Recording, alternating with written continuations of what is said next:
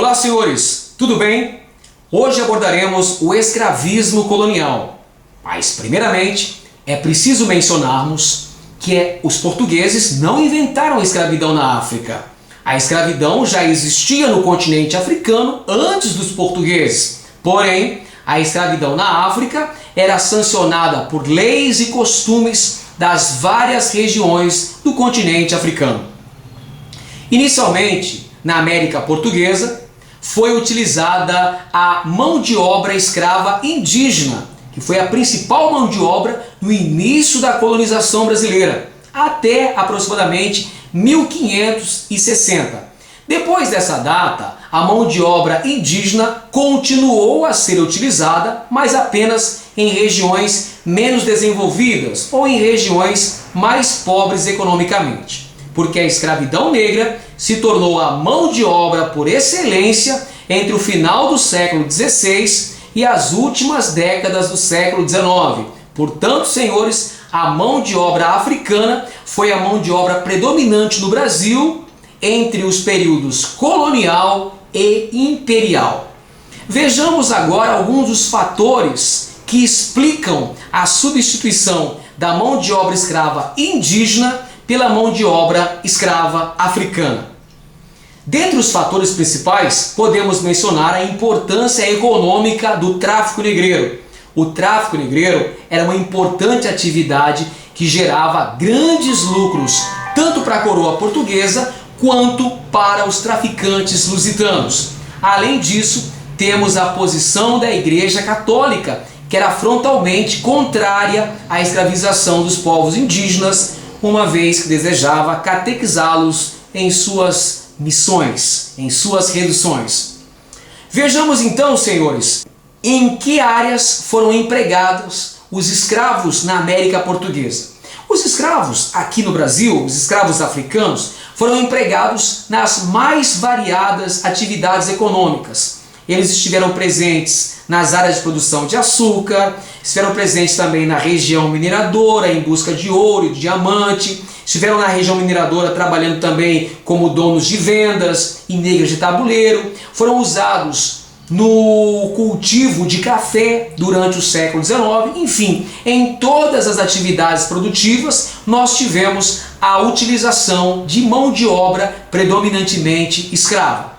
Recentes trabalhos da historiografia apresentam novos dados sobre a escravidão e contribuem significativamente no sentido de desconstruir o mito do escravo coisa, uma mera mercadoria, e contribuem também para a desmistificação da ideia de escravo vítima, baseado no imaginário do tronco.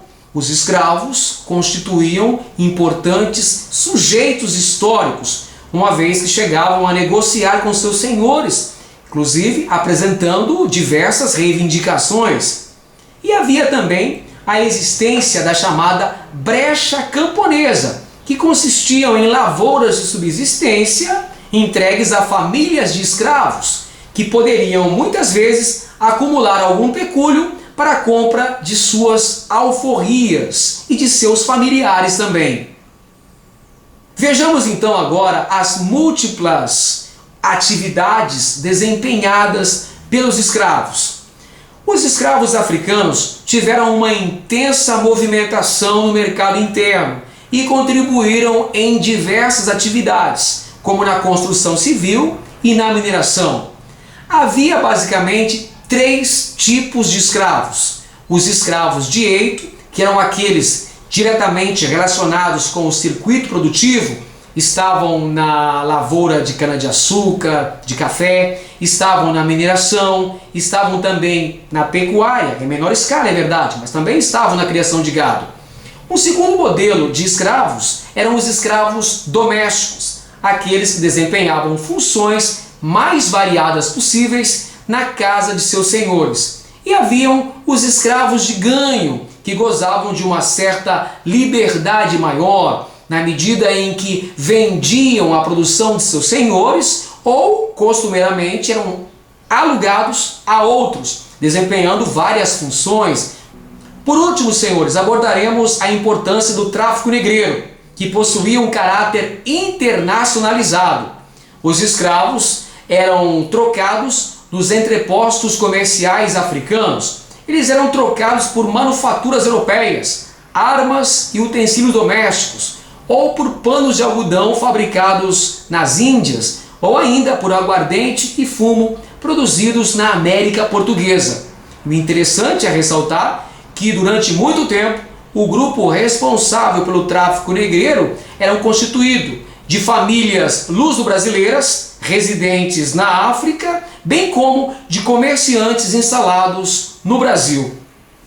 Os africanos escravizados eram transportados para a América Portuguesa a bordo dos insalubres navios tumbeiros ou navios negreiros. Pois bem, senhores, era o que tínhamos para hoje. Espero que tenham gostado. Um grande abraço a todos e até a próxima.